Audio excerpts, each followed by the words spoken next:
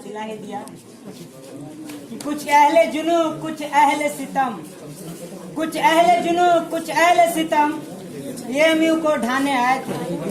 कुछ अहले जुनू कुछ अहले सितम एएमयू को ढाने आए थे। दहलीज को चूम कर छोड़ गए जब देखा ये पत्थर भारी है। साथियों, मैं आपको बताऊं इदरीस भाई, बात पूरी हो लगभग पिछले जो भी कॉमरेड ने बताया, आईसी घोष ने बताया, तवरेज भाई ने बताया, बात हो गई है। दो तीन बातें मैं 2-3 मिनट में मोटी मोटी बातें आपके सामने रखना चाहता हूँ कि ये जो पैटर्न चला है सेडिशन का, अब पता नहीं हर मजाक मजाक में सेडिशन हो रहा है या सेडिशन को ही मजाक बना के रख दिया, कुछ समझ में नहीं आ रहा है। ये पैटर्न कहाँ से, जेएनयू से सेडिशन का शुरू हुआ, लेकिन जो सेडिशन लगाने वालों के पीछे जिसका हाथ है वही गोबर गोस्वामी, वही टाई, वही बेल्ट, बस एक ही चीज उसका बदल गया है। पहले छी न्यूज था, अब रिपब्लिक हो गया। अब इसने जेएनयू में लगाया।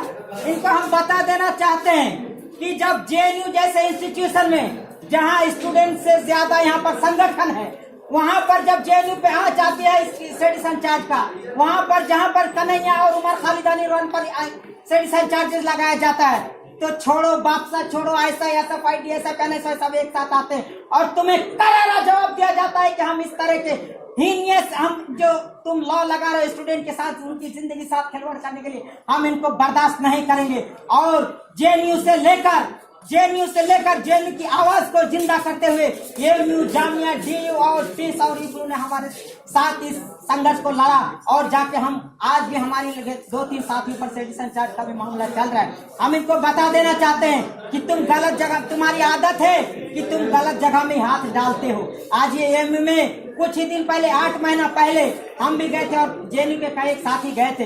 वहां पर क्या देखा, जिन्ना का फोटो। इन दलालों के औलाद को बताना चाहते हैं कि तुम अगर जिन्ना के फोटो से ये तय करते हो कि कौन देशभक्त है और कौन देशद्रोही है, तो बताओ वो सुखन शुक्ला क्या है, बताओ वो सुखन शुक्ला क्या है जिसने बापूजी के पुण्यतिथि पर उनकी मूर्ति, उनके पुतला बनाकर जलाया जाता है और बेशर्मी की हद को पार करते हुए उसमें गोलियां चलाई जाती है और उनके पैर के नीचे से लाल रंग बहाया जाता है। बताओ तुम उसे क्या कहोगे। इन सावरकर के औलादों को बताना चाहते हैं कि तुम जेएनयू पे तुम्हारा यहाँ भोजन हजम नहीं हुआ, तुम एएमयू में गए, तुम कूटोगे हर जगह, पीटोगे हर जगह। जब ये स्टूडेंट समझ गए हैं और आने वाले दिनों में जब समझ जाएंगे कि इनकी राजनीति किसान के लिए नहीं, इनकी राजनीति छात्र के लिए नहीं, इनकी राजनीति एजुकेशन के लिए नहीं, ये एंटी वुमेन, एंटी फार्मर और एंटी एजुकेशन गवर्नमेंट है और उसी का पपेट और दलाल यहाँ पर बैठ के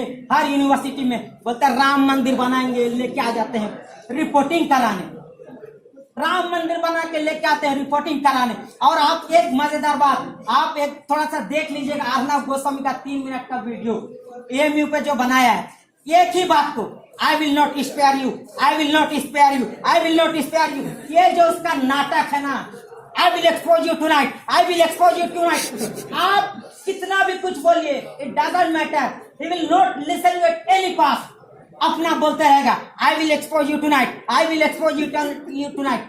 ये जो अपना सुप्रीम कोर्ट खोल रखा है ना, इसका नहीं चलने वाला है।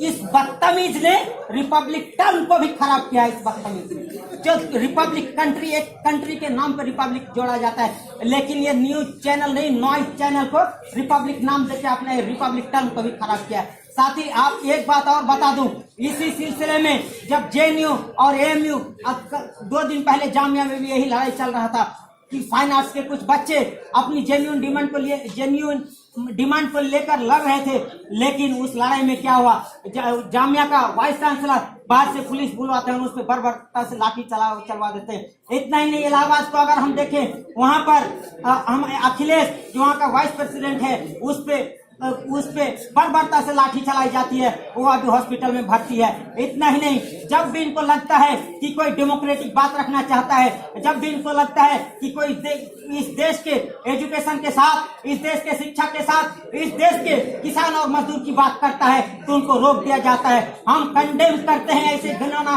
हरकत को, जहां पर अखिलेश सिंह जा रहे थे क्या कहते हैं वो चेकिंग सेरेमनी में स्टूडेंट का इलाहाबाद में, उनको लखनऊ में उनको रोक दिया जाता है, उनको हेलीकॉप्टर में घुसने नहीं दिया जाता है। आने वाले दिनों में चाहे हम NSY हो, चाहे लेफ्ट में चाहे कितना भी लेफ्ट हो, राइट में सेंटर में भी कितना सेंटर हो, राइट इज नेवर राइट, उसको छोड़ दीजिए। बाकी जितने हैं हम उसे फाइट कर लेंगे और इनको बता देंगे। तुमको JNU से भी खदेड़ के भगाए थे, AMU वाले भी खदेड़ के भगाएंगे। जरूरत पड़ी तो पूरा JNU से भर के जाएंगे, AMU में बताएंगे कि तुम्हारा यहाँ जगह नहीं है। ये जगह जाकिर हुसैन की जगह है जहाँ से पढ़ के राष्ट्रपति बना है। ये जगह हामिद अंसारी की जगह है जहाँ से पढ़ के देश का उपराष्ट्रपति बना है। इसको आतंकवादी के अड्डे से जोड़ने वालों, तुम अपनी गरीबानू में झांक के देखो। तुम्हारा बाप आतंकवाद है, तुम्हारे दादा आतंकवाद है, तुम्हारे साथ पुश्त आतंकवाद है। तुम आतंकवाद के औलाद हो, हम आतंकवाद के औलाद नहीं। हम उनके विरासत है जिन्होंने इस देश को बनाने के लिए, इस देश के संविधान को बचाने के लिए हंसते हंसते कुर्बान चढ़ गए। जिसने देश को बचाने के लिए हंसते हंसते फंदे लटे चुम लिए। लेकिन तुम हो कौन से का औलाद? तुम हो सावरकर के औलाद, तुम हो उन माफीनामा लिखने के औलाद। तुम्हें तो अपने गरीबानू में झांक के देखना चाहिए। और तुम जो कहते हो ना 50 साल हमारी सरकार और रहेगी, अरे बेवकूफों, अरे जाहिलों, 50 साल नहीं, तुम्हारा 50 दिन से भी कम है, तुम गिन लो। इसी बातों के साथ मैं अब तमाम लोगों का शुक्रिया अदा करता हूँ कि जितना AMU के साथ आए। शुक्रिया अदा करने की कोई जरूरत भी नहीं है, क्योंकि हमारा ये फर्ज है।